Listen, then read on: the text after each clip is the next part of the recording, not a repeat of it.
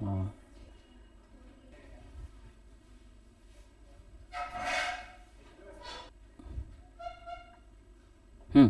तो आज से हम लोग स्टार्ट कर रहे हैं। हर चैप्टर का वन शॉट करेंगे, समराइज वे में पढ़ेंगे। 1 से 2 क्लास में हम हर चैप्टर को कंप्लीट करेंगे। उसमें आज हम कर रहे हैं फिजिकल केमिस्ट्री का एक इम्पॉर्टेंट चैप्टर इलेक्ट्रोकेमिस्ट्री। यहाँ पे मैं आपको बताता चलूँगा कि हर जगह कहाँ से आपके ऑब्जेक्टिव 1 मार्क्स के क्वेश्चन आ सकते हैं, बिहार बोर्ड सीबीएसई बोर्ड दोनों के लिए, और कहाँ से आपके 2 मार्क्स के क्वेश्चन आएंगे, और किस तरह के इन पे, चूँकि फिजिकल केमिस्ट्री पढ़ रहे हैं तो यहाँ पे न्यूमेरिकल्स भी आएंगे। ठीक है, तो वो भी बात करेंगे कि किस फार्मूला पे न्यूमेरिकल्स आएंगे और कितने कितने वेटेज होगा उसका, वो भी बता चलेंगे। 2 या 3 मार्क्स से न्यूमेरिकल्स आते हैं। तो ठीक है, तो शुरू करते हैं। तो सबसे पहले इलेक्ट्रोकेमिस्ट्री चैप्टर का नाम है, तो यहाँ पे हम सेल के बारे में पढ़ेंगे। Electrochemical cell, electrochemical cell. ये सेल बेसिकली क्या करता है आप जानते हो। यहाँ पे इलेक्ट्रिकल एनर्जी को केमिकल एनर्जी में या फिर केमिकल एनर्जी को इलेक्ट्रिकल एनर्जी, ये कन्वर्ट करने का काम करता है। ठीक है, तो आप ये 2 टाइप्स के होते हैं। जब आप केमिकल एनर्जी को, किसको, केमिकल एनर्जी को अगर इलेक्ट्रिकल में कन्वर्ट करो तो ये कहलाएगा मेरा कौन सा सेल। ठीक है, तो ये कहलाता है गैल्वेनिक सेल, जिसको दूसरे नाम से आपके बोर्ड एग्जाम में पूछ सकता है डैनियल सेल। ठीक है, तो डैनियल सेल, ठीक है, तो डैनियल सेल कह सकते हैं। तो यहाँ पे ये आपको डैनियल सेल के नाम से भी पूछ सकता है, ऑब्जेक्टिव में ये आपको दिख सकता है। ठीक है, पहली बात। तो जब केमिकल को हम इलेक्ट्रिकल में चेंज करेंगे तो ये कहलाएगा मेरा डैनियल या गैल्वेनिक सेल। और इस केस में मेन बात क्या है कि देखिए, ये इसका मोस्ट कॉमन एग्जांपल क्या होगा, बैटरी। अब अगर बैटरी एग्जांपल है तो बैटरी में रिएक्शन खुद से होता है या हम करवाने जाते हैं, खुद से होता है। तो जो भी खुद से रिएक्शन होता है उसको स्पॉन्टेनियस बोलते हैं। ठीक है, स्पॉन्टेनियस रिएक्शन। तो अगर स्पॉन्टेनियस रिएक्शन है तो वो सेल्फ अकर होगा, खुद से होगा। ठीक है, और इसका उल्टा आप सोचते जाइएगा, दूसरा पार्ट क्या होता है, इलेक्ट्रोलिटिक सेल, हम जो बाद में डिस्कस करेंगे। ये उसका अपोजिट होगा, इलेक्ट्रिकल को केमिकल में चेंज करेगा, नॉन स्पॉन्टेनियस होगा। इसमें बाहर से, नॉन स्पॉन्टेनियस का मतलब क्या, बाहर से एनर्जी लगानी पड़ेगी, लेकिन यहाँ पे कोई एनर्जी लगानी नहीं है, ये खुद से ये रिएक्शन होते हैं। ठीक है, तो आप इसको लिखते चल सकते हो जिनका लिखा हुआ है। ठीक है, आप यहाँ से देखो, यहाँ पे हम 2 तरह का, अब इसकी वर्किंग पढ़ते हैं कि ये किस तरह से काम करता है। ठीक है, तो सबसे पहले हम लोग इलेक्ट्रोड की बात कर रहे हैं, तो यहाँ पे 2 कंपार्टमेंट लेंगे, इस तरह का 2 कंपार्टमेंट लेंगे, और यहाँ पे इलेक्ट्रोड लेंगे, मेटल के होते हैं इलेक्ट्रोड, और आपको ये पता है कि ये जिंक का होता है और ये कॉपर का बना होता है, और ये आपस में कनेक्टेड होता है, आपस में कनेक्टेड होता है with the help of volt meter, या आप करंट भी बना सकते हो। यहाँ पे स्विच होता है जो कि बाद में हम ऑन कर देंगे तो कनेक्ट हो जाएगा। ठीक है, चूंकि ये जिंक का बना हुआ और आपको पता है कि मेटल का टेंडेंसी क्या होता है, लॉस ऑफ इलेक्ट्रॉन, तो ये इलेक्ट्रॉन लॉस करेगा। तो यहाँ से इलेक्ट्रॉन जब लॉस हुआ यहाँ से, तो इस डायरेक्शन में क्या फ्लो करेगा, इलेक्ट्रॉन। ठीक है, तो इलेक्ट्रॉन आपका ये जिंक टू कॉपर फ्लो करेगा। तो यहीं से आपका 1 मार्क्स का क्वेश्चन शुरू हो जाता है। पहले ये पूछ सकता है इन case of galvanic cell electron flow from, तो आप बोलोगे जिंक टू कैथोड, या दूसरे शब्दों में जिंक टू कॉपर, या दूसरे शब्दों में इसमें दे सकता है ये कहलाता है एनोड, हमेशा लेफ्ट वाला एनोड और राइट वाला कैथोड।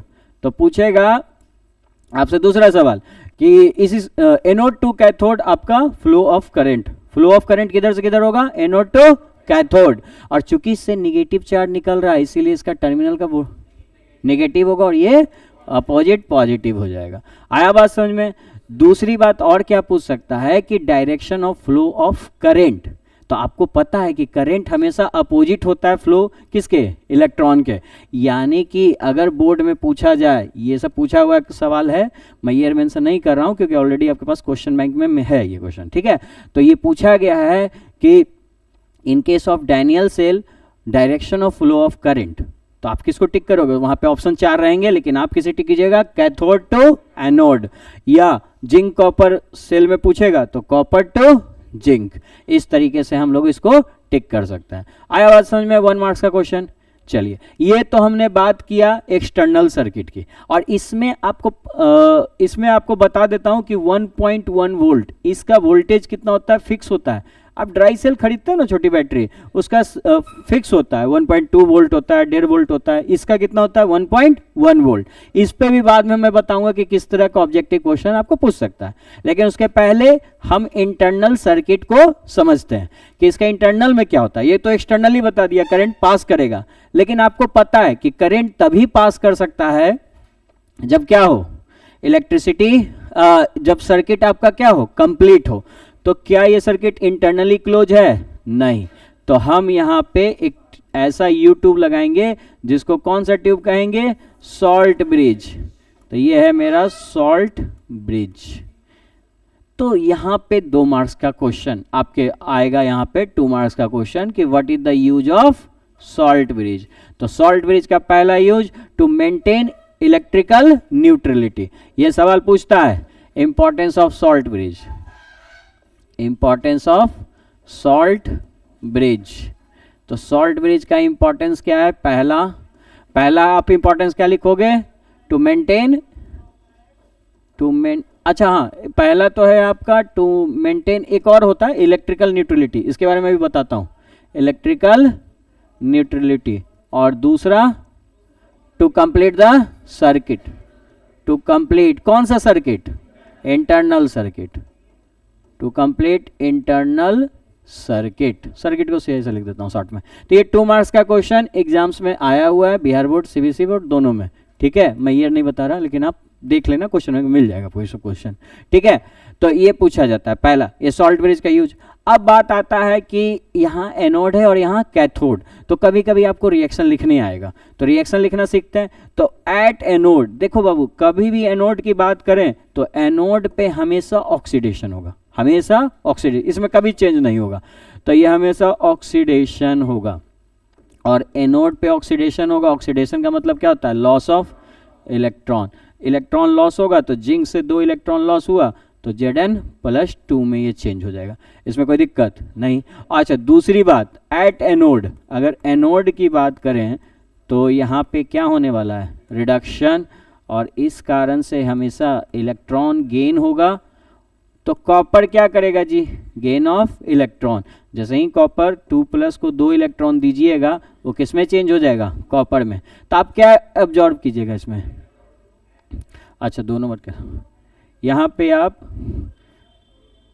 कैथोड लिखो, ठीक है। तो कॉपर पे ये कॉपर 2+ इलेक्ट्रॉन गेन करके अपने आप को न्यूट्रल कर लेगा। देखिए इस दौरान होगा क्या, यहाँ से जैसे जैसे इलेक्ट्रॉन लॉस हो रहा है, ठीक है, तो यहाँ से इसका मास कम होता जाएगा, क्योंकि इलेक्ट्रॉन यहाँ से निकल रहा है, यहाँ से इलेक्ट्रॉन इलेक्ट्रॉन इलेक्ट्रॉन ऐसे निकल रहा है, ठीक। तो इसके कारण, अच्छा हाँ, इसमें इलेक्ट्रोलाइट्स भी लेते हैं, उसी का लेते हैं जो मेटल है। यहाँ पे किसका लेंगे, जिंक का ही इलेक्ट्रोलाइट, यानी जिंक सल्फेट, और इसमें कॉपर सल्फेट लेंगे। ये इलेक्ट्रोलाइट्स कहलाते हैं, है ना। अब देखिए यहाँ से जिंक जैसे ही जैसे रिड्यूस होगा, वो +2 चार्ज आएगा, देखो। तो जिंक यहाँ से लॉस हो रहा है, इसलिए इस पे +2 चार्ज, तो यहाँ पॉजिटिव चार्ज का कंसंट्रेशन बढ़ता जाएगा, ठीक। और यहाँ कॉपर सल्फेट टूटेगा, कॉपर प्लस, जो कि इलेक्ट्रॉन यहाँ से गेन करके या क्या हो जाएगा, यहाँ पे डिपॉजिटेड होता चला जाएगा। अब बात समझिए कि अगर पॉजिटिव चार्ज का कंसंट्रेशन बहुत ज़्यादा बढ़ जाएगा तो एक टाइम पे आएगा जो बैटरी डेड हो जाएगी, ये आपका मटेरियल यहाँ से ख़त्म होने लगेगा। तो इसी को न्यूट्रल करने के लिए यहाँ पे हम ऐसा कोई सब्सटेंस लेते हैं जो Cl- जाके इसको न्यूट्रल करता जाए और ये पॉजिटिव चार्ज ज़्यादा ना बढ़े। और यहाँ पे कॉपर के भी कंसंट्रेशन को, यहाँ पे सल्फेट के कंसंट्रेशन, कॉपर तो यहाँ पे डिपॉजिटेड होता चला गया, लेकिन यहाँ सल्फेट के कंसंट्रेशन को कौन न्यूट्रलाइज करेगा, ये आके सॉरी सल्फेट माइनस, तो K+ इसे आके न्यूट्रलाइज करेगा। तो यानी कि आप समझे कि सॉल्ट ब्रिज का क्या यूज है जी, इलेक्ट्रिकल न्यूट्रलिटी को मेंटेन करना। कोई दिक्कत किसी को इसमें नहीं ना। तो ये इलेक्ट्रिकल कंडक्टिविटी को हमेशा न्यूट्रल करेगा। और यहाँ पे जब ओवरऑल सेल रिएक्शन लिखना होगा तो देखिए ओवरऑल सेल रिएक्शन कैसे लिखोगे। अब आप जब इसको ऐड कर रहे हो तो दोनों का ऐड कर लो, तो दोनों का इलेक्ट्रॉन क्या हो जाएगा, कैंसिल आउट। तो यहाँ पे जिंक + कॉपर 2+, और यहाँ पे जिंक 2+ और कॉपर। बोलिए इसमें कोई दिक्कत? और इसमें आप पहचान सकते हो कि जिंक यहाँ पे जो आयंस में है उसको एक्वस स्टेट कहेंगे, और एक्वस स्टेट ही इलेक्ट्रिसिटी को कंडक्ट करता है। सॉलिड स्टेट ये रहा, ये सॉलिड में है, ये सॉलिड में इलेक्ट्रोड्स, ठीक है। तो ये है तुम्हारा ओवरऑल सेल का वर्किंग, और जो मैंने बता दिया। तो यहाँ से आपके लिए क्वेश्चंस क्या क्या है, वंस अगेन फिर से सुन लो। आपके लिए क्वेश्चन आएगा कि पहला, इसका वोल्टेज कितना होता है, तो 1.1 वोल्ट होता है, इसको 0 भी लगा सकते हो, ठीक है। दूसरी बात, फ्लो ऑफ करंट पूछ सकता है, तो कैथोड टू एनोड, या इलेक्ट्रॉन का डायरेक्शन एनोड टू कैथोड। एक और टाइप का क्वेश्चन पूछता है इस केस में कि टर्मिनल कौन सा है, मतलब एनोड इज, 4 ऑप्शन दे देगा, नेगेटिव टर्मिनल, पॉजिटिव टर्मिनल। तो एनोड क्या होता है यहाँ पे, नेगेटिव टर्मिनल। आप समझ रहे हो ऑब्जेक्टिव कहाँ से आएगा ये क्वेश्चन, ये टर्मिनल से भी पूछ सकता है। कैथोड का भी टर्मिनल पूछ सकता है, वो क्या होगा, पॉजिटिव। तो ये आपसे सवाल पूछा जा सकता है। सेल का रिएक्शन ये ज़्यादा नहीं पूछा जाता क्योंकि ये लॉन्ग क्वेश्चन हो जाता है, वर्किंग में इतना नहीं पूछेगा। हाँ, लेकिन तुम यहाँ पे अगर आप पूछिए लॉन्ग में क्या आएगा, तो इंपॉर्टेंस ऑफ सॉल्ट ब्रिज यहाँ पूछ सकता है। लेकिन फिर भी आपको ये बात जरूर याद रखना है कि जब जब एनोड पे ऑक्सीडेशन होगा, एनोड पे हमेशा ऑक्सीडेशन और कैथोड पे हमेशा रिडक्शन। बोलिए कोई दिक्कत यहाँ तक?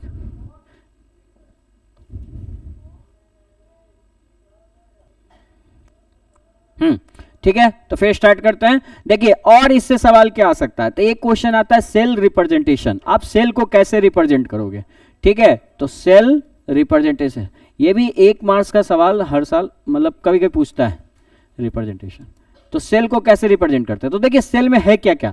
एक तो सॉल्ट ब्रिज है जो मिडिल में है, तो सबसे पहले आप सॉल्ट ब्रिज को डबल स्लैश से दिखा देते हैं, ठीक। और लेफ्ट साइड किसको लिखोगे, हमेशा लेफ्ट में कौन होगा, एनोड, जिसपे ऑक्सीडेशन होना है, ठीक है। ऑक्सीडेशन होना है तो तुम खुद समझ सकते हो कि जिंक किस में चेंज होगा, जिंक लॉस करेगा इलेक्ट्रॉन, इसलिए वो प्लस में जाएगा। दूसरी बात समझो कि राइट हैंड साइड कौन होगा हमेशा, कैथोड। तो कैथोड होगा, तो एक बात बताइए, कैथोड पे क्या होता है, रिडक्शन, यानी ये इलेक्ट्रॉन को क्या करेगा, गेन करेगा। तो गेन करेगा तो पहले से ये प्लस चार्ज वाला रहेगा, पहले से ये प्लस चार्ज रहेगा, और इलेक्ट्रॉन गेन करके यहाँ जो इलेक्ट्रॉन आ रहा था इसको ये गेन करके यहाँ डिपोजिटेड हो जाएगा, यानी कि बाद में कैसा चेंज हो जाएगा, कॉपर में। और यहाँ पे यही एक्वस कंडीशन दिया रहेगा या इसका वैल्यू दिया रहेगा, और इसी पे क्वेश्चन पूछते हैं आपसे एग्जाम्स में, ठीक है। तो ये 1 मार्क्स में क्वेश्चन आ सकता है सेल रिप्रेजेंटेशन का, कि सेल को कैसे रिप्रेजेंट करते हैं। तो ये है सेल रिप्रेजेंटेशन, जो 1 मार्क्स का क्वेश्चन आपसे पूछ सकता है। एक क्वेश्चन मैं भी करवाता हूँ और आपको, देखो आपको दे दिया, मान लो कि जैसे ये है, ये भी पूछा हुआ 3 मार्क्स का क्वेश्चन है। तो देखिए इस रिएक्शन को देख के बाद में मैं और आसान तरीका बताऊंगा कि एनोड कैथोड आप कैसे पहचान सकते हो, इजीली पहचान सकते हो। लेकिन फिलहाल इसमें अगर पहचानने दिया तो इसमें एनोड कौन और कैथोड कौन, बताइए एनोड कौन होगा। आप देखोगे अरे भाई किसका इलेक्ट्रॉन लॉस हो रहा है, यहाँ पे दिख रहा है 0 से 2 जा रहा है, तो ये लॉस कर रहा है ना, तो ये क्या हो जाएगा मेरा एनोड। बोलो कोई दिक्कत। और ये सिल्वर क्या हो जाएगा, चूंकि ये इलेक्ट्रॉन गेन करके 0 में जा रहा है इसलिए कैथोड। यहाँ पे क्या ये कर रहा है, gain of electron, 2 electron gain किया और ये 2 लॉस किया, ठीक है। ये बात समझ में आ गई। तो इसको अगर सेल रिप्रेजेंटेशन में लिखना है तो डबल स्लैश देंगे, लेफ्ट हैंड साइड किसको रखेंगे, कॉपर को। तो कॉपर देखिए कॉपर कैसा था, पहले ऐसा था और अब कैसा हो गया, कॉपर 2+। और देखिए अगर सिल्वर की बात करें तो Ag+ में है, किस में है, Ag+ में, और वो राइट हैंड साइड जाके यानी प्रोडक्ट साइड कैसा चेंज हो गया, Ag। तो ये सेल रिप्रेजेंटेशन है, जो कि ये भी एग्जाम्स में पूछते हैं कि सेल रिप्रेजेंटेशन कैसे आप करोगे। बोले इसमें कोई दिक्कत नहीं। आज दूसरा इसमें सवाल यही रिएक्शन देके आपसे पूछ लेगा कि बताइए इसमें, ये आप देख रहे हो ना, इसमें पूछेगा कि direction of flow of current किधर से किधर होगा। तो आप बताइए किधर से किधर होगा। तो आप जानते हो हमेशा कैथोड टू एनोड। अगर direction of flow of current, direction of flow of current पूछा तो किधर से किधर होगा बताइए। तो आप जानते हो कैथोड, कैथोड पे कौन है जी, सिल्वर, तो सिल्वर टू कॉपर फ्लो होगा। बोलिए कोई दिक्कत। अच्छा इसी का उल्टा पूछ दिया आपसे कि direction of flow of electron, तो आप किधर से किधर बोलोगे, कॉपर टू सिल्वर। बोलिए बात समझ में आती है, हमेशा एनोड से कैथोड की तरफ डायरेक्शन ऑफ इलेक्ट्रॉन होगा। तो इस तरह का सवाल आपके एग्जाम्स में इससे आपसे पूछ सकते हैं। कोई डाउट यहां तक किसी को, नहीं ना। चलो फिर आगे चलते हैं और कैसे सवाल इसमें आ सकते हैं। तो यहाँ पे दो तरह के डिफिनेशन आते हैं। देखिए सुनिए, करंट का जब भी फ्लो होता है, किसी भी चीज़ का कभी भी फ्लो होता है, इसका मतलब है कि दोनों के बीच में गैप है, यानी डिफरेंस है, दोनों के बीच में डिफरेंस है तो भी वो फ्लो होगा। ठीक है, वाटर का एक लेवल हाई है और एक लो है तो ही वाटर का ऊपर से नीचे की तरफ फ्लो हो सकता है। उसी तरीके से यहाँ पे भी डिफरेंस इन दोनों के बीच में है। आप देख रहे हो एक माइनस है और एक प्लस टर्मिनल है, तो पोटेंशियल डिफरेंस आता है, और फिर इलेक्ट्रिसिटी के केस में उसको पोटेंशियल बोलते हैं। तो यहाँ पे भी पोटेंशियल डिफरेंस होता है। तो दो जगह पोटेंशियल डिफरेंस हो रहा है, एक तो मेटल और इलेक्ट्रोलिटिक सॉल्यूशन में। तो यहाँ के पोटेंशियल डिफरेंस को हम लिखते हैं स्टैंडर्ड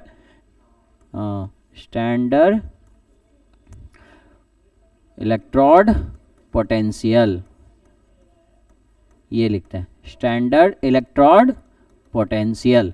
तो इसका डेफिनेशन क्या लिखेंगे, बहुत सिंपल सा है, 2 मार्क्स। देखिए क्या लिखेंगे स्टैंडर्ड पोटेंशियल में, लिखेंगे द पोटेंशियल डिफरेंस बिटवीन, सुनिए ध्यान से, डिफरेंस यही याद करने की कोशिश कीजिए, the potential difference between metal and electrolytic solution. Metal और इलेक्ट्रोलिटिक सॉल्यूशन के बीच का जो पोटेंशियल, ये निगेटिव है ये पॉजिटिव आ रहा है ना, तो यहाँ पे metal and its electrolytes, the potential difference between metal and electrolytes is called क्या, standard electrode potential. Standard word यहां क्या रिप्रेजेंट कर रहा है, ये बता रहा है कि एट कितना, हाँ 1 atm प्रेशर होगा, टेम्परेचर कितना रहेगा इस केस में 25 डिग्री सेल्सियस, और कंसंट्रेशन कितना रहेगा 1 मोलर। तो ये आपका कहलाएगा स्टैंडर्ड इलेक्ट्रोड पोटेंशियल। और दूसरा डिफिनेशन पूछेगा इलेक्ट्रोमोटिव फोर्स, यानी ईएमएफ ऑफ सेल। अगर ईएमएफ ऑफ सेल पूछेगा आपसे तो वो भी सिंपली आप बता सकते हो ईएमएफ ऑफ सेल, है ना। ये क्या बोल देंगे जी, सुनिए डेफिनेशन ध्यान से। देखिए इन दोनों के, ये दोनों इलेक्ट्रोड के बीच में ही तो पोटेंशियल डिफरेंस है, तो the potential difference between 2 electrode, the potential difference between 2 electron when current is not flowing. जब हमने सर्किट को स्टार्ट नहीं किया था तब इन दोनों के बीच में जो पोटेंशियल डिफरेंस है वो क्या कहलाता है, ईएमएफ ऑफ सेल। ये भी आपको डिफिनेशन 2 मार्क्स में बिहार बोर्ड में पूछता है। बिहार बोर्ड में डिफिनेशन ज़्यादा पूछता है, न्यूमेरिकल्स कम पूछता है, तो ये सब डिफिनेशन आ सकते हैं। ठीक है, तो यहाँ तक आपका बात हो गया गैल्वेनिक या डैलियन सेल पे बेस्ड क्वेश्चन। 2 मार्क्स वाले भी बता दिए कौन कौन, standard electrode potential, EMF of cell और importance of salt bridge. Objective की बात करें तो direction of flow of current पूछ सकता है, direction of flow of electron पूछ सकता है, एनोड का टर्मिनल क्या होता है निगेटिव, कैथोड का टर्मिनल क्या होता है पॉजिटिव, ऑक्सीडेशन किस पे होता है, रिडक्शन किसको होता है, ये भी बात आप ध्यान में रखिएगा। ठीक है, अब एक सवाल यहां और पूछ सकता है, जो क्या पूछता है सुनिए।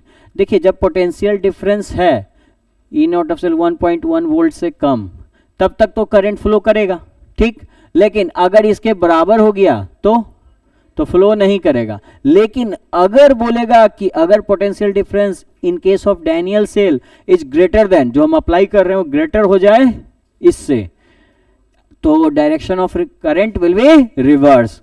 तो यही आपको लिखना है कि इस केस में direction of current will be reverse.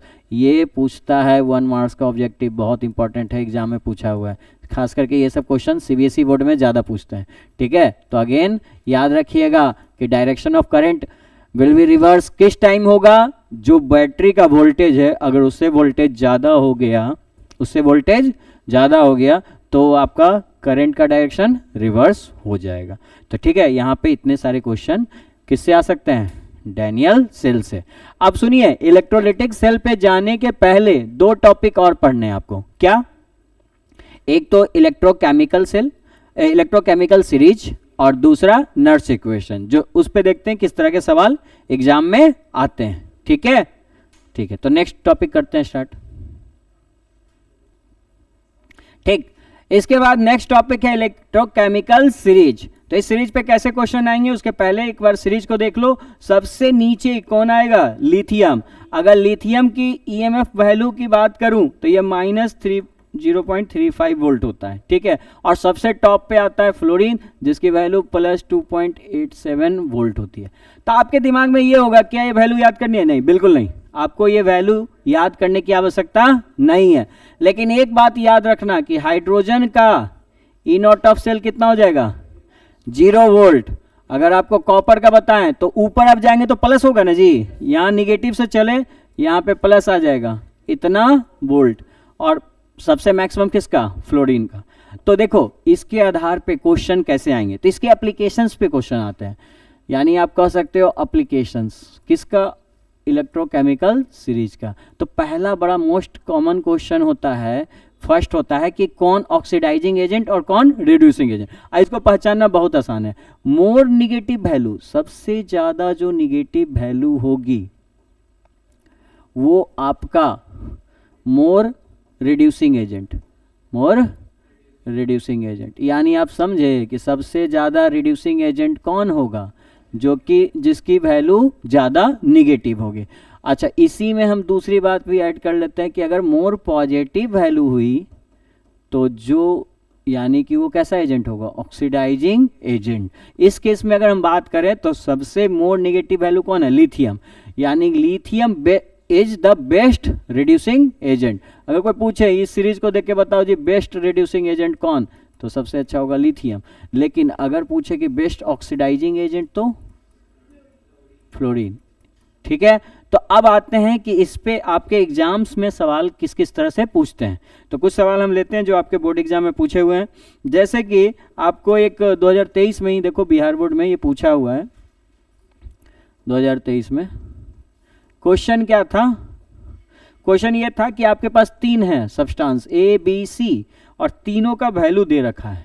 ए का वैल्यू है -3.05, बी का वैल्यू है -1.66 और सी, इसीलिए मैंने बोला वैल्यू याद रखने की जरूरत नहीं है, वो क्वेश्चन में आपको गिवन होगा। तो पूछ रहा है, अच्छा हाँ एक चीज़ और आप बोल सकते हो कि जो रिड्यूसिंग एजेंट होंगे उसी को आप रिड्यूसिंग पावर भी बोल सकते हो, सबसे ज़्यादा होगा, या फिर उसको दूसरे शब्दों में नेचर भी बोल सकते हो, बेस्ट रिड्यूसिंग नेचर। ये तीनों नाम से पूछ सकता है, reducing agent, reducing power, reducing nature.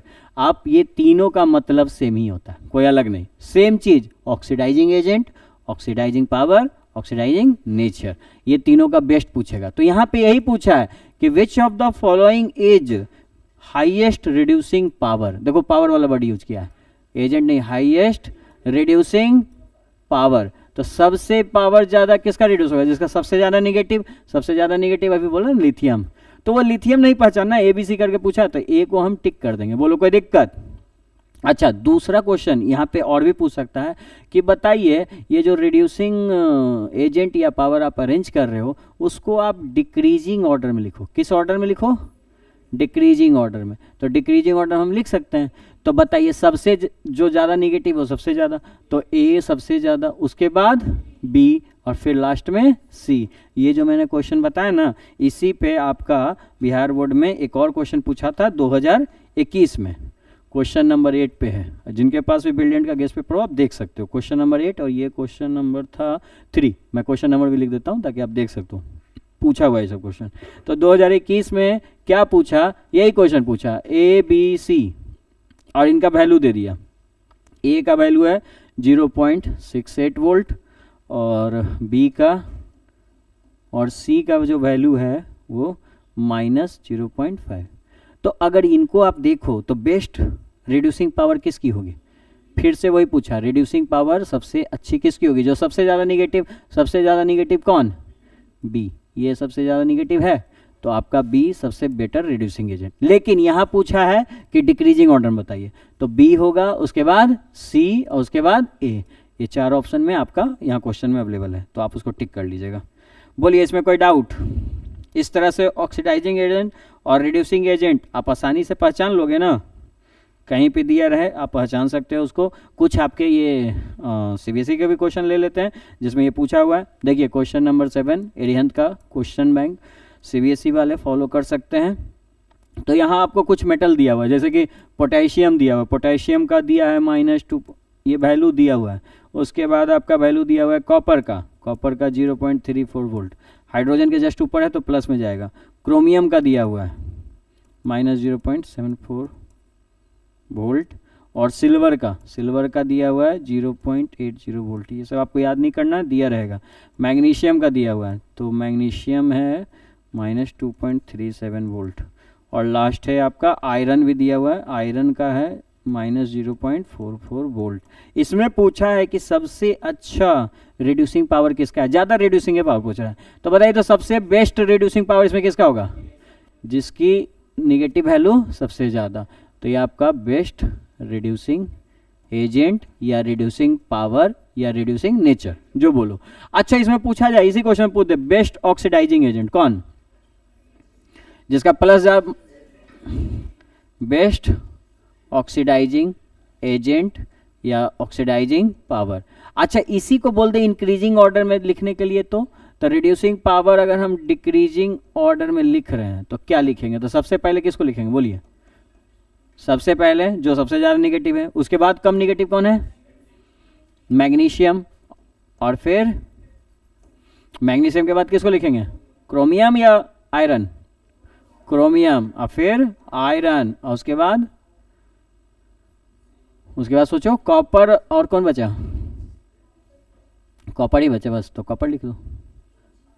Ag last में होगा, सबसे लास्ट में, Ag चूंकि पॉजिटिव है तो रिड्यूसिंग पावर इस तरह से घटते क्रम में हम लोग लिख सकते हैं। बोलो कोई दिक्कत नहीं ना, तो ये क्वेश्चन आप बना लोगे और इससे क्वेश्चन कंफर्म आता है एग्जाम्स में, बहुत जगह पूछे हुए हैं। आप देखोगे इवन जेई नीट में भी ये सब क्वेश्चन पूछे हुए हैं, तो आप देख सकते हो इसी तरह से आएंगे और इसी तरह से आपको अरेंज करना है, या फिर बेस्ट रिड्यूसिंग एजेंट या रिड्यूसिंग पावर। पहला क्वेश्चन तो ये पूछता है। बात आता है इसमें सेकंड क्वेश्चन क्या आएगा इसके एप्लीकेशन में। पहला यही बात है important, negative value more reducing power, positive value more oxidising agent. चलिए दूसरा क्वेश्चन इसमें आएगा कि आपको निकालना होगा EMF of cell, standard EMF of cell, और इसके लिए बहुत आसान तरीका है कि आप क्या करोगे, कैथोड माइनस एनोड। अब इसका वैल्यू तो क्वेश्चन में दिया रहेगा और आपको पहचानना पड़ेगा कि कौन इसमें कैथोड है और कौन इसमें एनोड है। तो देखिए एक क्वेश्चन लेते हैं इस पे, जैसे एक क्वेश्चन यहाँ 5 नंबर ये पूछा हुआ है, 5 नंबर जिंक दिया हुआ है, जिंक का आपको दिया हुआ है ये वैल्यू 0.76 वोल्ट, और आयरन भी दिया हुआ है, iron E not of cell का आयरन का वैल्यू दिए रखा है इन लोगों ने प्लस 0.41 वोल्ट, दोनों प्लस में। ठीक, अब पूछ रहा है कि बताइए इन दोनों को देख के कि इसका ईएमएफ ऑफ सेल क्या होगा। तो ईएमएफ ऑफ सेल निकालना बहुत आसान है। तरीका क्या है ईएमएफ ऑफ सेल निकालने का, कैथोड माइनस एनोड। लेकिन आप इतना कंफ्यूज मत होइए, इसमें सीधा सा एक शॉर्ट ट्रिक यूज कर लेना कि bigger value minus smaller value. Short trick क्या है, bigger value minus smaller value, bigger value minus smaller value. हमेशा याद रखिएगा कि आप कैथोड का वैल्यू बिगर होता है और एनोड का स्मॉलर, क्योंकि देखो ना ये निगेटिव वाले ही तो होते हैं और निगेटिव वाला वैल्यू हमेशा स्मॉलर आएगा और बिगर वैल्यू यानी कैथोड वाला हमेशा पॉजिटिव में रहता है, वो वैल्यू उसकी बड़ी होगी। तो इसमें हमको डिसाइड करने पड़े कि कैथोड कौन एनोड कौन, तो हम वैल्यू देख के बता सकते हैं। बताइए इसमें कैथोड कौन होगा, Zn की वैल्यू आपकी बिगर है तो ये कैथोड और ये एनोड, तो आप वैल्यू निकाल लोगे इसका, निकालिए। ई नॉट ऑफ सेल इसके लिए अगर हमको निकालना हो तो हम क्या करेंगे, बिगर वैल्यू कौन है और उसको माइनस कर देंगे किसके साथ, 0.41। कितना आएगा फाइनल आंसर, ये ऑप्शन बी में है, बी ऑप्शन सही हो जाएगा इस क्वेश्चन के लिए। बोलिए कोई दिक्कत नहीं ना, तो इस तरह से ये सवाल बना लोगे ना आप। ठीक, आगे और देखिए इसमें कुछ सवाल और हम लोग देख लेते हैं कि एक आध सवाल और जो ये बताता है कि ई नॉट ऑफ सेल का कैसे हम वैल्यू निकालेंगे। तो हमेशा वही करेंगे, बिगर माइनस स्मॉलर। जैसे क्वेश्चन मैंने दिया आपको, जैसे लिखो क्वेश्चन, ये आप लोग निकालो तो आपको 2 का दिया हुआ है जी, क्रोमियम के केस का दिया हुआ है -7 वोल्ट, और यहाँ पे एक और दिया हुआ है आयरन का -0.44 वोल्ट। तो पूछा what is the E not of cell, इसका क्या होगा, निकालिए जल्दी से।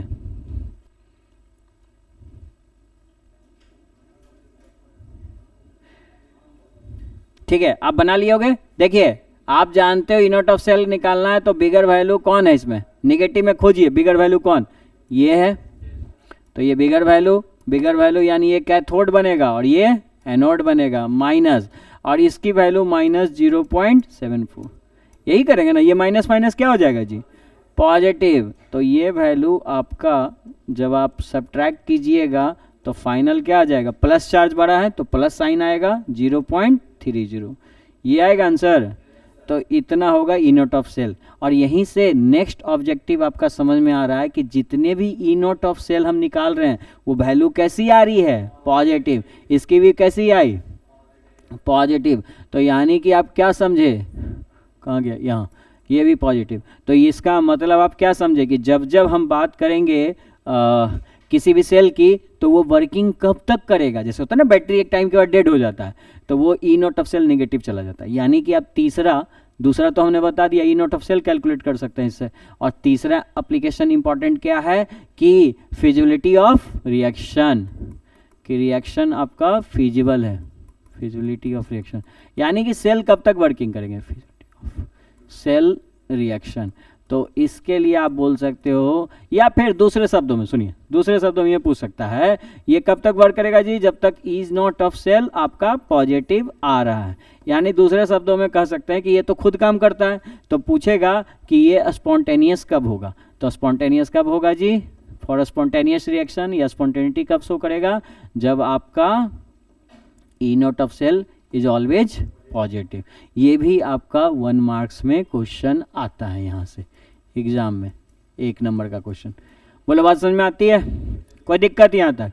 फिजिबिलिटी ऑफ रिएक्शन या फिर स्पॉन्टेनियस रिएक्शन ये खुद से तब तक होगा जब तक ई नोट ऑफ सेल पॉजिटिव है। तो फिर कोई पूछे कि ई नोट ऑफ सेल 0 हो गया तब जी, तो कहेंगे तब कोई भी फ्लो नहीं होगा, उस केस को क्या बोलेंगे, एट इक्विलिब्रियम। जो आपका सवाल था ना कि 0 पे क्या होगा, तो ये इक्विलिब्रियम में होगा।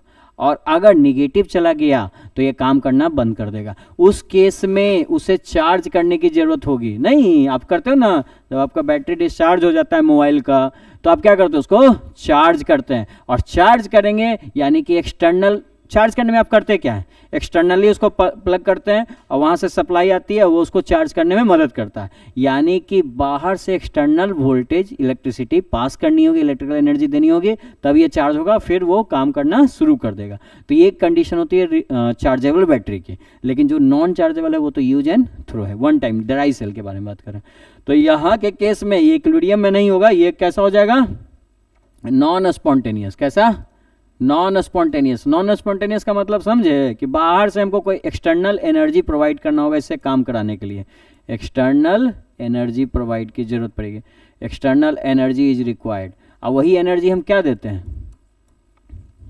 इलेक्ट्रिसिटी की मदद से देते हैं। आया बात समझ में, तो वही कहलाएगा इलेक्ट्रोलिटिक सेल, वो बाद में पढ़ेंगे।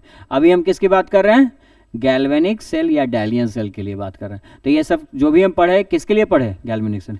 तो again once again electrochemical series, हर टॉपिक से ध्यान में रखो क्या क्या क्वेश्चन आएंगे, ज्यादा नहीं आएंगे। देखिए 2 ही क्वेश्चन आएंगे, एक आपका ऑक्सीडाइजिंग और रिड्यूसिंग पावर पूछेगा या एजेंट कौन अच्छा है। तो निगेटिव वैल्यू होगा तो रिड्यूसिंग एजेंट और पॉजिटिव वैल्यू होगा ऑक्सीडाइजिंग एजेंट। और दूसरा क्वेश्चन भाई ई नोट ऑफ सेल निकालने देगा, बिगर value minus smaller value. Bigger value हमेशा कौन होगा, कैथोड, स्मॉलर ये। और जब भी नोट ऑफ सेल पॉजिटिव होगा तभी सेल आपका वर्क करेगा, यानी स्पॉन्टेनियस रिएक्शन होगा। तो यही 3 तरह का क्वेश्चन आपको आ सकता है। 2 मार्क्स के न्यूमेरिकल्स यहाँ से आ सकते हैं, ये 2 मार्क्स के आ सकते हैं निकालने के लिए। बोलो बात समझ में आती है, कोई दिक्कत। चलिए नेक्स्ट चलते हैं। इलेक्ट्रोकेमिकल सीरीज के बाद नेक्स्ट आता है जिससे आपके एग्जाम में न्यूमेरिकल्स ज्यादा आ सकते हैं, जो है नर्स इक्वेशन। तो नेक्स्ट हेडिंग देते हैं, नर्स इक्वेशन।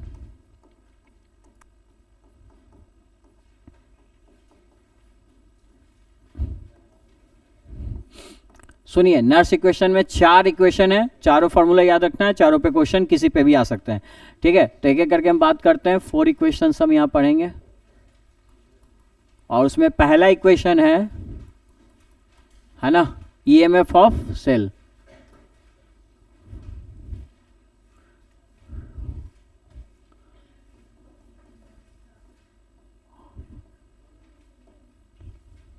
अच्छा, आप बोलोगे कि ईएमएफ ऑफ सेल तो हम पहले भी निकाले थे, नॉट नहीं लगाए थे जी। तो फिर ये अंतर क्या है? तो सुनिए, ईएमएफ ऑफ इस सेल जब भी निकाल रहे हैं ना, ये स्टैंडर्ड कंडीशन निकाल रहे हैं, मतलब टेम्परेचर उस समय 25 डिग्री सेल्सियस, जो कि हर समय तो आपको नहीं ना मिलेगा। कंसंट्रेशन हमेशा हम 1 मोलर लेंगे और प्रेशर भी 1 atm लेंगे, तो ये फिक्स कर देते हैं, उस कंडीशन में बोलते हैं कि ये इसका होगा वैल्यू, ठीक। लेकिन ये वैल्यू चेंज होती रहेगी, अलग अलग जगह टेम्परेचर भी चेंज, कंसंट्रेशन भी चेंज। तो उस केस में आप ईएमएफ ऑफ सेल निकालिएगा तो उस किस फार्मूले से निकालिएगा? तो देखिए ये होता है formula, E cell equal to होता है E not of cell minus 0.059 by n log, और कंसंट्रेशन को ऐसे लिखते हैं बाबू, concentration of anode upon concentration of cathode, इसको पढ़ते हैं। तो ये फर्स्ट फार्मूला है जिसपे कि ज़्यादा चांस होते हैं कि 2 मार्क्स के न्यूमेरिकल्स आपके आ सकते हैं। अगेन कह रहा हूँ, बिहार बोर्ड में तो न्यूमेरिकल्स कम आते हैं, लेकिन सीबीएसई में तो कंफर्म है, और बिहार बोर्ड में भी इसमें आपको क्वेश्चन देखने को मिल सकता है। तो जब क्वेश्चन आएगा तो आप बनाओगे कैसे? तो उसके लिए क्या है कि इन टर्म्स को जानिए। देखिए ई नॉट ऑफ सेल तो अभी निकालना सीख ही लिए, कैसे जी? बिगर value minus smaller value, bigger value कौन होता है? कैथोड, स्मॉलर कौन होता है? एनोड, तो ये तो निकल जाएगा, ठीक। और एन क्या है? तो याद रखिएगा नंबर ऑफ इलेक्ट्रॉन एक्सचेंज, तो ये है तुम्हारा नंबर ऑफ इलेक्ट्रॉन एक्सचेंज, और इनका वैल्यू गिवन रहेगा ये दोनों, ठीक है, इलेक्ट्रॉन एक्सचेंज। जैसे फॉर एग्जांपल एक अभी हमने किया था जिंक, हमने गैल्वेनिक सेल किया था, गैल्वेनिक सेल में अगर हम बात करें तो ये था तुम्हारा, ये चेंज हो जाता था। तो सुनिए, अब इसके केस के लिए आपसे कोई पूछेगा कि बताओ एन का वैल्यू क्या है, तो साफ साफ दिख रहा है इलेक्ट्रॉन का एक्सचेंज कितना हो रहा है, इलेक्ट्रॉन का यहाँ से यहाँ एक्सचेंज, ये 0 से 2, तो यानी एन का वैल्यू 2 रखेंगे, इस के कंडीशन में एन की वैल्यू 2 आएगी। बाकी जैसे आपका क्वेश्चन दिया रहेगा आप उसके अकॉर्डिंग सॉल्व कर सकते हो, ठीक है, यहाँ तक कोई दिक्कत नहीं ना। तो इस पे एक आध क्वेश्चन हम लोग चलिए करते हैं ट्राई, कि गैल्वेनिक सेल पे अगर सवाल आएगा तो आप कैसे बनाएंगे। ई नॉट ऑफ सेल किसी भी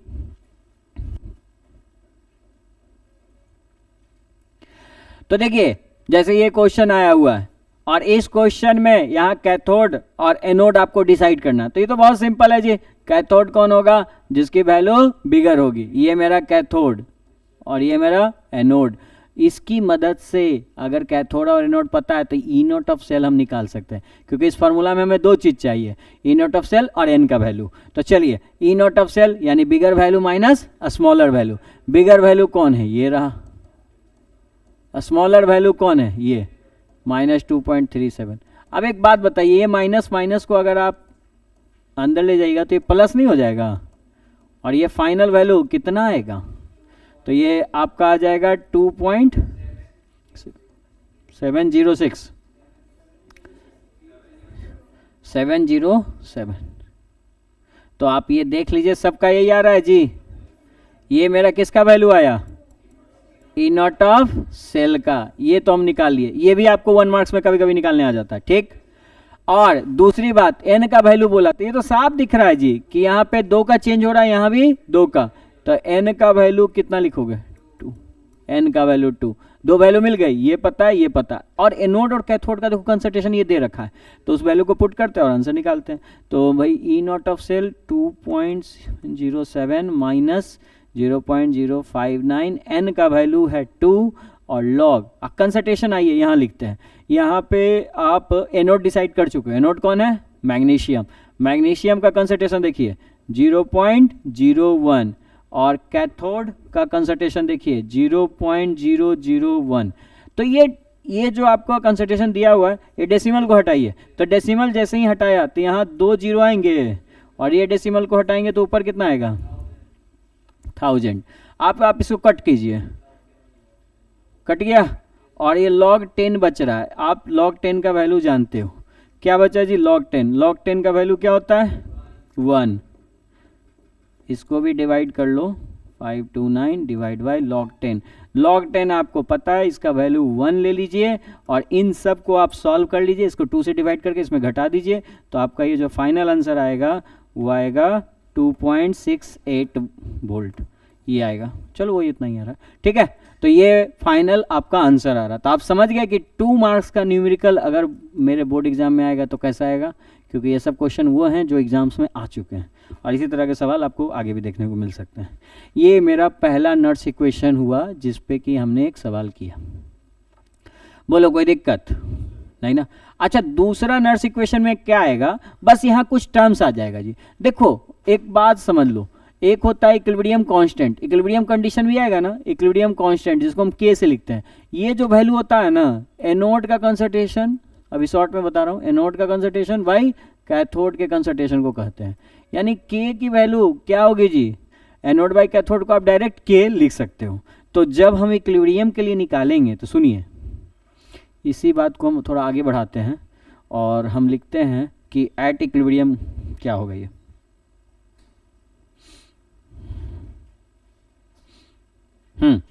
सेकेंड फॉर्मूला लिखिए इन terms of equilibrium, second formula in terms of equilibrium constant, in terms of equilibrium constant, equilibrium constant जिसे कि हम के से डिनोट करेंगे, ठीक है, और किसके टर्म में, ई नॉट ऑफ सेल के, ठीक है।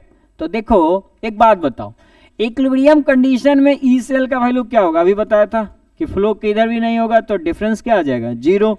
अगर ये डिफरेंस जीरो आता है तो इस फॉर्मूला को थोड़ा एक बार फिर से देखो ध्यान से, अगर बताओ ये वैल्यू जीरो आ गई तो इस पूरे वैल्यू को इधर ले आओ तो ये माइनस क्या हो जाएगा, प्लस, और इसके जगह खाली के लिख देना। फॉर्मूला देखिए फिर से हम लिखते हैं, यहाँ पे क्या आएगा formula, E not of cell equal to, ये पूरा प्लस हो जाएगा, प्लस में 0.059 बाई एन लॉग, इसके जगह हम क्या लिख सकते हैं, के।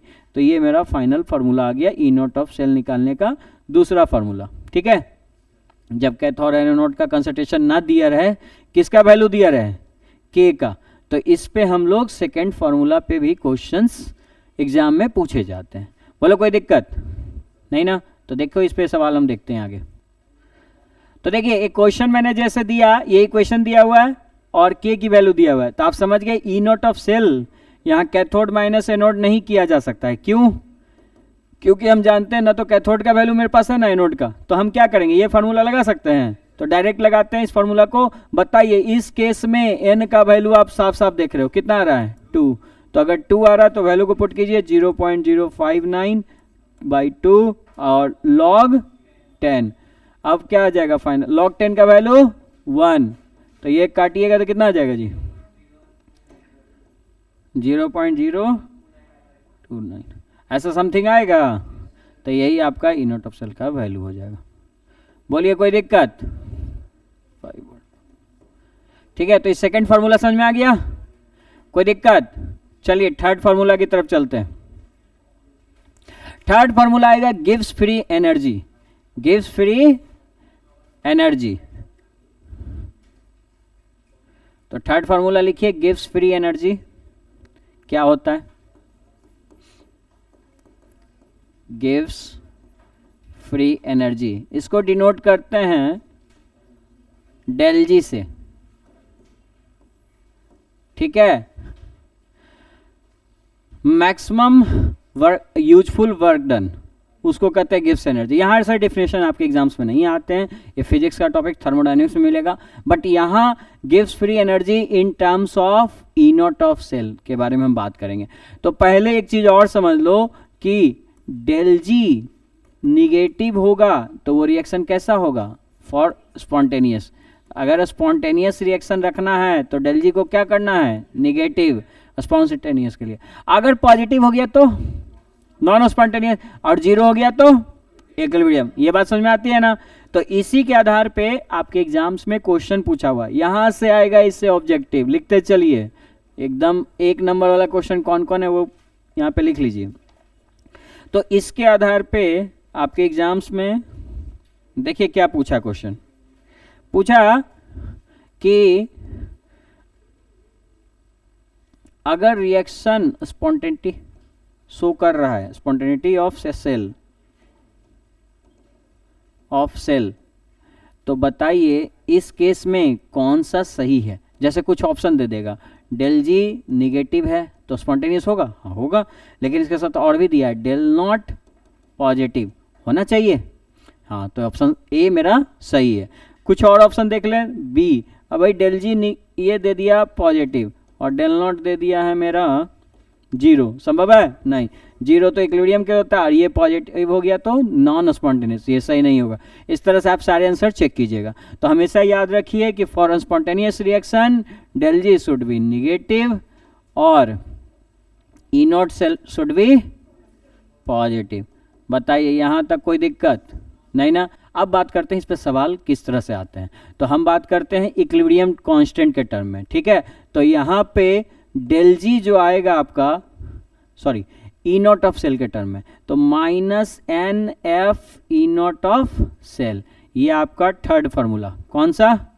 थर्ड। ये थर्ड नर्स इक्वेशन, इस पे भी आपके सवाल आपके एग्जाम्स में आते हैं। एन का मतलब तुम जानते हो, नंबर ऑफ इलेक्ट्रॉन एक्सचेंज, और एफ क्या है? फैराडे।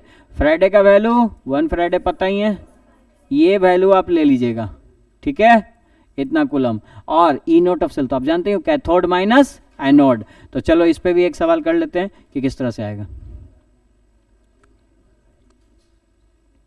हाँ, जैसे ये क्वेश्चन है और इसमें आपको डेल जी निकालना है, गिब्स एनर्जी। तो सबसे पहले गिब्स एनर्जी निकालना है तो आपको क्या चाहिए? एन का वैल्यू। एन का वैल्यू देखो यहाँ कितना दिख रहा है आपको, एन का वैल्यू 2, और ई नॉट ऑफ सेल निकाल सकते हो, बिगर value minus smaller value. Bigger value ये है तो आप बिगर वैल्यू को पहले लिखिए और स्मॉलर वैल्यू ये है, इसे लिखा। इससे आप डिसाइड कर सकते हो कौन कैथोड पे जाएगा और कौन एनोड पे जाएगा। तो देखिए ये प्लस माइनस माइनस क्या हो जाएगा? प्लस हो जाएगा, और वैल्यू कितनी आ जाएगी? 0.36 वोल्ट आ रहा है सबका ये, ठीक है। अब इस वैल्यू को यहाँ पुट कर लो, तो डेल जी का फॉर्मूला जानते हो, minus n F E not of cell. तो एन का वैल्यू क्या है? 2, और एफ का वैल्यू ये रहा, और ई नॉट ऑफ सेल को वैल्यू वो सामने है मेरा, कितना है? 0.36। आप ये सब मल्टीप्लाई कर लो, आपका आंसर आ जाएगा। तो डेल जी नॉट का वैल्यू कितना आ रहा है फाइनल? माइनस 69,480, ये वैल्यू आ रहा है जी। चूंकि ये एनर्जी है तो यूनिट क्या होगा? जूल होगा। और दूसरी बात देखो ध्यान से, यहाँ पे ये वैल्यू निगेटिव आई है, तो मतलब रिएक्शन कैसा होगा? स्पॉन्टेनियस, खुद से होगा। बोलो कोई दिक्कत? ठीक है। और तो ये हो गया मेरा थर्ड नर्स इक्वेशन। अब फोर्थ नर्स इक्वेशन किस में निकालेंगे? देखो सुनो, किसके किसके बीच में? डेल जी और के के बीच में। देखो डेल जी ये मेरा थर्ड नर्स इक्वेशन है, थर्ड वाला। डेल जी और किसके बीच में? ई नॉट ऑफ सेल। अब हम लास्ट निकालते हैं डेल जी और के टर्म में। तो फोर्थ लिख लो इन टर्म्स ऑफ, या रिलेशनशिप लिख लो, रिलेशन बिटवीन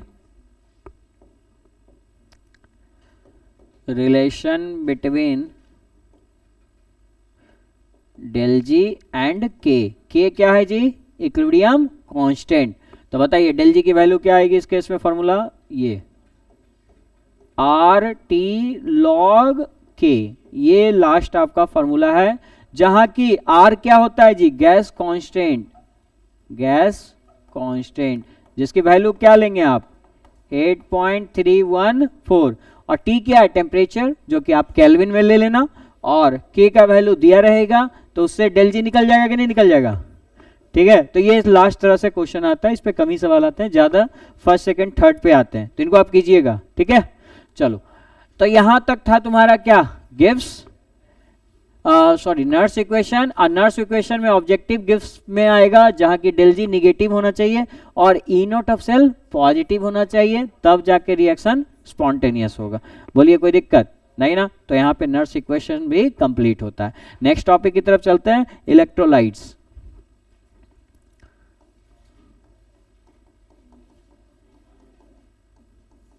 तो सुनिए इलेक्ट्रोलाइट्स क्या होते हैं। इलेक्ट्रोलाइट्स वैसे सब्सटेंस होते हैं ना, जिसको अगर वाटर या किसी भी सॉल्यूशन में मिला दिया जाए तो ये इलेक्ट्रिसिटी को कंडक्ट करते हैं। क्यों कंडक्ट कर पाते हैं? क्योंकि मूवमेंट्स ऑफ आयंस होते हैं। जैसे सॉल्ट, फॉर एग्जांपल सॉल्ट भी किस में आएगा? इलेक्ट्रोलाइट्स में आएगा। क्यों? सुनो, तो इसका इंग्लिश में डेफिनेशन कैसे लिखोगे? Those compounds which can conduct electricity, electricity को कंडक्ट कर सकता है। क्यों कर सकता है? Due to movement of free ions, ions free होने के कारण ये होते हैं। तो इसी को हम क्या कहते हैं, इलेक्ट्रोलाइट्स। यहाँ पे इलेक्ट्रोलाइट्स भी दो तरह के होते हैं, एक स्ट्रॉन्ग होता है, एक वीक होता है। स्ट्रॉन्ग इलेक्ट्रोलाइट और वीक इलेक्ट्रोलाइट आता है जी। राइट द डिफिनेशन, ये 2 मार्क्स में आएगा, लिखो, ये लिख लीजिए, 2 मार्क्स में पूछा है आपके बिहार बोर्ड में। Explain electrolytes and it's classification. तो दो तरह के इलेक्ट्रोलाइट्स होते हैं, स्ट्रॉन्ग इलेक्ट्रोलाइट और वीक इलेक्ट्रोलाइट।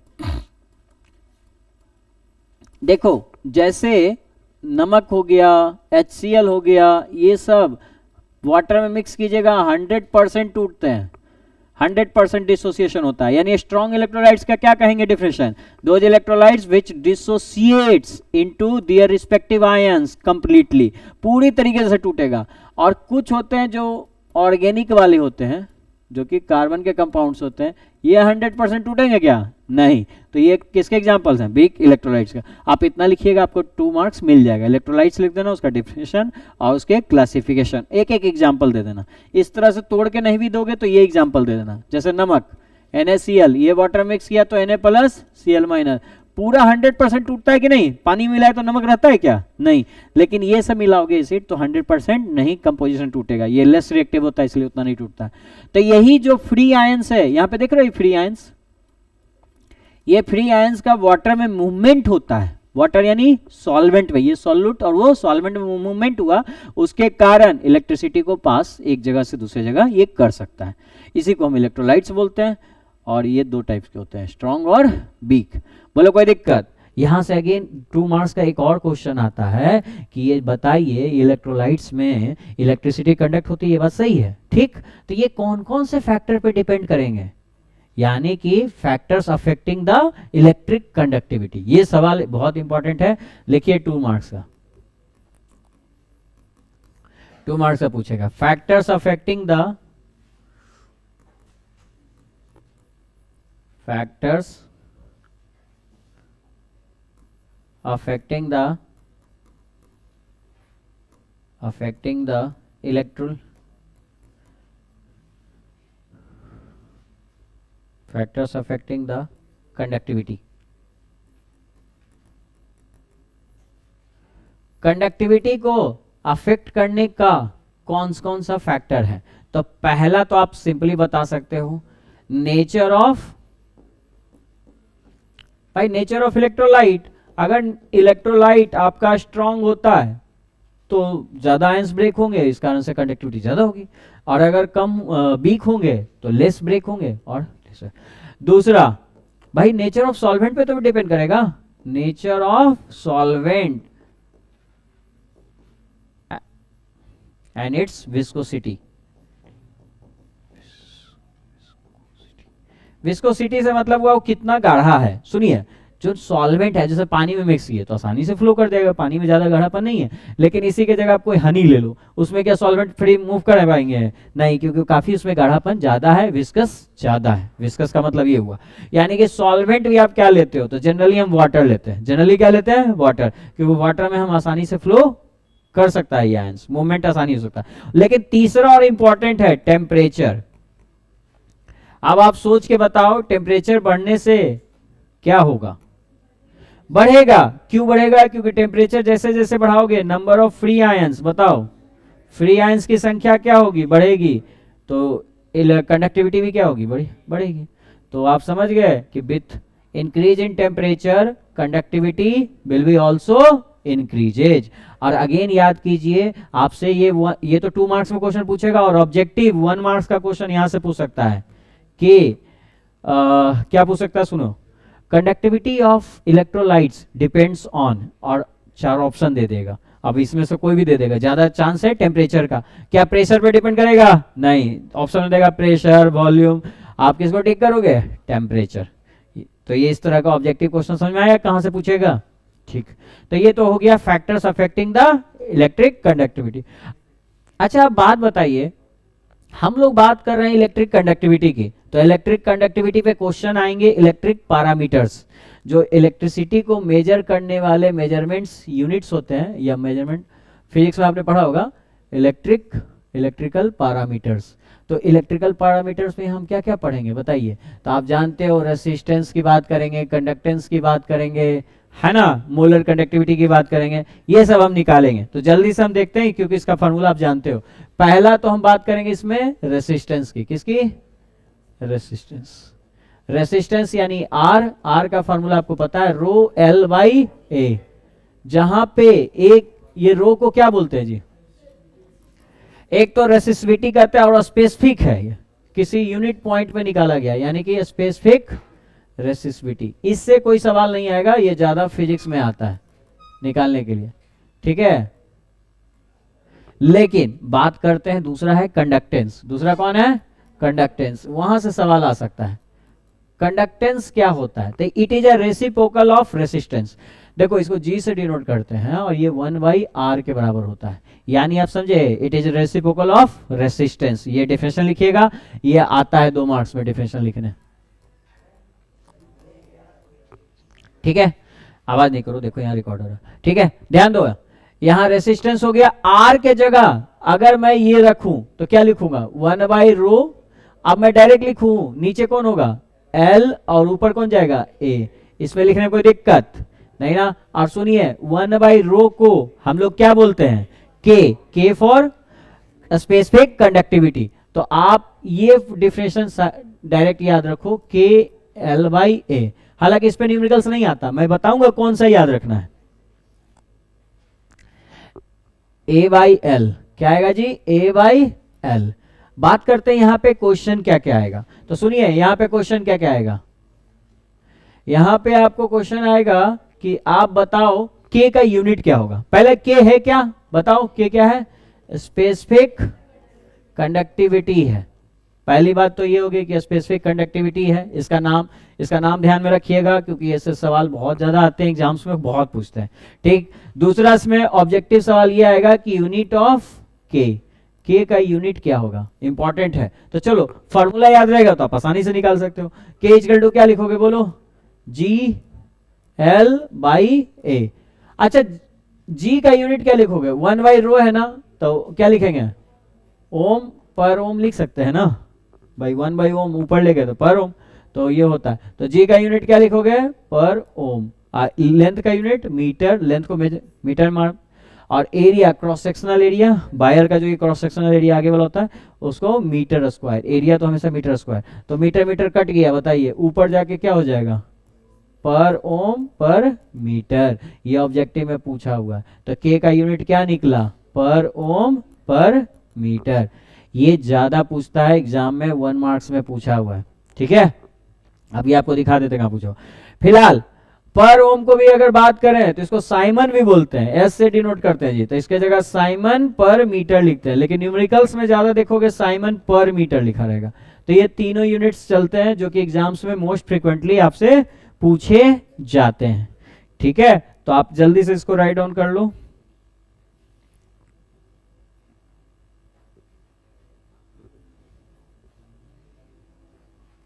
हाँ देखिए सुनिए क्वेश्चन क्या है आपका एग्जाम में पूछा हुआ, unit of conductivity, unit of conductivity या स्पेसिफिक कंडक्टिविटी बोलेगा, और 4 ऑप्शन भी दिया है। तो आप किसको टिक करोगे बताओ। ऑप्शन में ये है पर ओम, पर ओम, पर सेंटीमीटर, तो किसको टिक करोगे पर ओम पर सेंटीमीटर, मीटर या सेंटीमीटर। स्पेसिफिक कंडक्टिविटी बोले या सिर्फ कंडक्टिविटी बोले, बात किसकी हो रही है के की, के का वैल्यू निकालने की बात हो रही है। आ रहा है बात समझ में। तो के इंपॉर्टेंट है, यूनिट इसका सवाल आता है, मैंने यहाँ टिक करके दे दिया आपको, ठीक। तो ये तो दूसरा बात हो गया। S for Simon, Simon Simon भी बोलते हैं पर ओम को, ठीक है। तो यहां तक तो दूसरा सवाल आपको समझ में आ गया। इसके बाद तीसरा इसमें आता है एक टर्म सेल कांस्टेंट। तो सेल कांस्टेंट के बारे में बात करते हैं। सेल कांस्टेंट का डिफिनेशन आपके एग्जाम्स में पूछा हुआ है, लिखो तीसरा टर्म सेल कांस्टेंट। मैं डेफिनेशन लिखा नहीं रहा हूं क्योंकि आपका लिखा हुआ है, लेकिन मैं बोल दे रहा हूं। तो सेल कांस्टेंट क्या होता है जी, ये रेशियो जी स्टार से लगाते हैं। सेल कांस्टेंट क्या होता है, हाँ देखो अब डिफिनेशन अगर ये याद है तो आप डिफिनेशन आसानी से लिख सकते हो। कैसे, एग्जाम में से ही लिखना। देखिए it is the ratio of length of wire या लेंथ ऑफ रियान जो भी है and to the cross sectional area. यही कहलाएगा मेरा क्या, सेल कांस्टेंट। तो ये डिफरेंशियल लिखने के बाद ये फॉर्मूला लिख देना और बगल में उसकी यूनिट जरूर लिख देना। यूनिट क्या होगी इसकी बताइए, ये मीटर और ये मीटर स्क्वायर, तो मीटर कट जाएगा, ऊपर जाके क्या हो जाएगा पर मीटर, तो मीटर इनवर्स इसका यूनिट हो गया। कोई दिक्कत? अब बात करते हैं कि इन पे क्वेश्चंस कैसे आएंगे। तो क्वेश्चन एक फॉर्मूला पे ज्यादा पूछता है, जो रिलेशन है किसके बीच में, लिखिए रिलेशन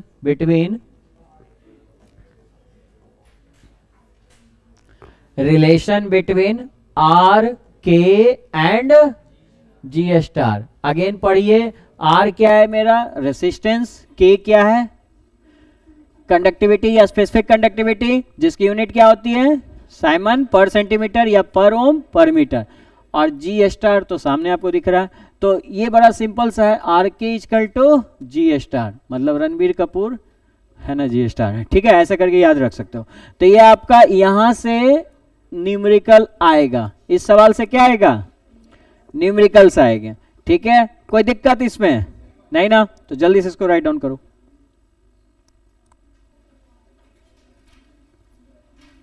ठीक है, तो देखो यहां तक आया फॉर्मूला, इस फॉर्मूला पे भी क्वेश्चन आएगा। मान लो रेसिस्टेंस का वैल्यू कुछ 1500 ओम दिया रहा, स्पेसिफिक कंडक्टिविटी कुछ दिया रहा 0.03, तो क्या इसका सेल कांस्टेंट नहीं निकल जाएगा? तो इस तरह का आपका फॉर्मूला पे क्वेश्चन आएगा, जो आपको फॉर्मूला याद रखना है। अब हम शुरू से बात करते हैं कि आज हमने क्या क्या सीखा। वही सेल कांस्टेंट, सेल कांस्टेंट, ठीक है। चलो आज के क्लास में हम लोग क्या क्या सीखे एक बार रिकैप कर लेते हैं, ठीक है। कहां कहां से क्वेश्चन आएगा, सबसे पहले हम पढ़ रहे इलेक्ट्रोकेमिकल सेल, दो तरह के होते हैं, गैल्वेनिक और इलेक्ट्रोलाइटिक सेल। उसके बारे में हम बाद में बात करेंगे सेकंड पार्ट में। फर्स्ट पार्ट में हम गैल्वेनिक सेल के बारे में बात किए। गैल्वेनिक सेल में क्या होगा, दो इलेक्ट्रोड होंगे, एक जिंक का बना होगा जहां से इलेक्ट्रॉन लॉस होगा, जिसको एनोड बोलते हैं, लॉस हो रहा है इलेक्ट्रॉन, निगेटिव चार्ज, इलेक्ट्रॉन का फ्लो किधर से किधर, एनोड से कैथोड, ठीक है, और करंट इसके अपोजिट में फ्लो होगा, ठीक है। इसका वोल्टेज इतना होता है 1.10 वोल्ट, और अगर इससे ज्यादा आपने वोल्टेज लगा दिया तो ये direction of current will be reverse. Again loss होता है तो ये आएगा इक्वेशन, गेन होगा तो ये आएगा। और इसमें सर्किट को, ये तो एक्सटर्नली बात की है, इंटरनली कंप्लीट करने के लिए सॉल्ट ब्रिज का यूज करेंगे। सॉल्ट ब्रिज का क्या कंडीशन होगा जी, नेसेसिटी क्या होगी, दो, इंटरनल सर्किट को कंप्लीट करेगा और क्या करेगा, मेंटेन इलेक्ट्रिकल न्यूट्रलिटी।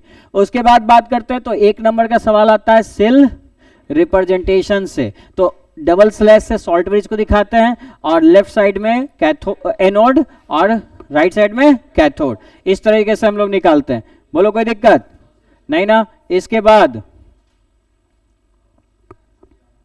नेक्स्ट हम किए थे क्या, इलेक्ट्रोकेमिकल सीरीज। इस सीरीज में बड़ा आसान है जी, आपको एक सवाल आएगा ऑक्सीडाइजिंग एजेंट और रिड्यूसिंग एजेंट पहचानने। तो जो ज्यादा निगेटिव वैल्यू वो रिड्यूसिंग एजेंट और जो ज्यादा पॉजिटिव वो ऑक्सीडाइजिंग एजेंट। जैसे फ्लोरीन सबसे ज्यादा पॉजिटिव तो सबसे अच्छा ऑक्सीडाइजिंग एजेंट, लिथियम सबसे निगेटिव तो सबसे अच्छा रिड्यूसिंग एजेंट। अगेन एक बात ध्यान रखना, रिड्यूसिंग एजेंट बोले, रिड्यूसिंग पावर बोले, रिड्यूसिंग नेचर बोले, एक ही बात है, कोई चेंज नहीं है, ठीक है। उसके बाद नेक्स्ट इस सीरीज में और क्या इसका एप्लीकेशन है, इससे आप कैथोड और एनोड का E note of cell standard electron निकाल सकते हो। इसके लिए सबसे अच्छा फॉर्मूला यूज करो, बिगर वैल्यू माइनस स्मॉलर वैल्यू। कोई जरूरत नहीं है कैथोड एनोड डिसाइड करने का, बिगर वैल्यू माइनस स्मॉलर वैल्यू, इसके आधार पर सवाल किया। और रिएक्शन कब तक होगा या स्पॉन्टेनियस कब तक होगा, जब तक ई नोट सेल पॉजिटिव आएगा। आप कहीं भी देखिए value, E note of cell का जो भी वैल्यू हमने निकाला है वो वैल्यू क्या आ रही है, पॉजिटिव आ रही है। नेक्स्ट टॉपिक था आपका नर्स इक्वेशन। इसके बाद कौन था, नर्स इक्वेशन। नर्स इक्वेशन में हमने देखिए ये निकाला है, तो सबसे पहले नर्स इक्वेशन हमने क्या निकाला जी, ईएमएफ ऑफ सेल। तो आप सोचोगे कि अरे ईएमएफ ऑफ सेल तो हम पहले भी निकाल चुके हैं, है ना। तो यहां पे ध्यान दीजिए, नहीं एक्चुअली यहां पे एनी कंडीशन, कोई स्टैंडर्ड कंडीशन नहीं, टेम्परेचर 25 नहीं, ऐसा कुछ फिक्स नहीं है यहाँ पे किसी कंडीशन में। जहां पे ये फॉर्मूला हम यूज करेंगे, इसको निकालने के लिए कैथोड माइनस एनोड, एन का value number of electron exchange और एनोड बाई कैथोड का कंसंट्रेशन, इस पे न्यूमेरिकल हमने किया हुआ है। इसके बाद दूसरा नर्स इक्वेशन किया किस टर्म में, इक्विलिब्रियम कांस्टेंट में। तो एनोड और कैथोड के कंसंट्रेशन को क्या बोलते हैं, के, और ई नोट ऑफ सेल निकालेंगे तो ई सेल की वैल्यू 0, ये फॉर्मूला आता है। थर्ड गिव्स एनर्जी, अगेन बोल रहा हूँ गिव्स एनर्जी, यहाँ भी ऑब्जेक्टिव आएगा, निगेटिव होगा तो spontaneous, E naught of cell positive रहा तो भी स्पॉन्टेनियस, ठीक है। और लास्ट फॉर्मूला किस पे आएगा, relationship between del G and K, ये रहा आपका फॉर्मूला, इस पर कम ही सवाल आते हैं। नेक्स्ट हम लोग बात करते हैं, इसके बाद हमने क्या बात किया था, इलेक्ट्रोलाइट्स, दो तरह के होते हैं, स्ट्रॉन्ग और वीक, इसका डिफिनेशन और एक क्लासिफिकेशन एग्जाम में आ सकता है। फिर ये कौन कौन से फैक्टर पे डिपेंड करते हैं, नेचर ऑफ इलेक्ट्रोलाइट, सॉल्वेंट और टेम्परेचर, याद रखना टेम्परेचर ऑब्जेक्टिव पूछ सकता है, ठीक है। और लास्ट ये रहा आपका सेल कांस्टेंट, हाँ ये रहा आपका सेल कांस्टेंट और हाँ रेसिस्टेंस, तो सेल कांस्टेंट और अगेन के की यूनिट याद रखिएगा, एग्जाम में इंपॉर्टेंट है, के की यूनिट क्या था, स्पेसिफिक कंडक्टिविटी, याद रखिएगा साइमन पर सेंटीमीटर, साइमन पर ओम को कहते हैं, तो ये भी याद रखो, ये आ सकता है 1 मार्क्स में, बहुत पूछता है एग्जाम में, सीबीएसई बोर्ड बिहार बोर्ड दोनों में पूछा हुआ है। फिर ये आपका रिलेशनशिप आ सकता है आर के जी में, ये फॉर्मूला, और इस पे न्यूमेरिकल्स आ सकता है, ठीक है। तो इतना हम लोग आज के क्लास में कंप्लीट किए।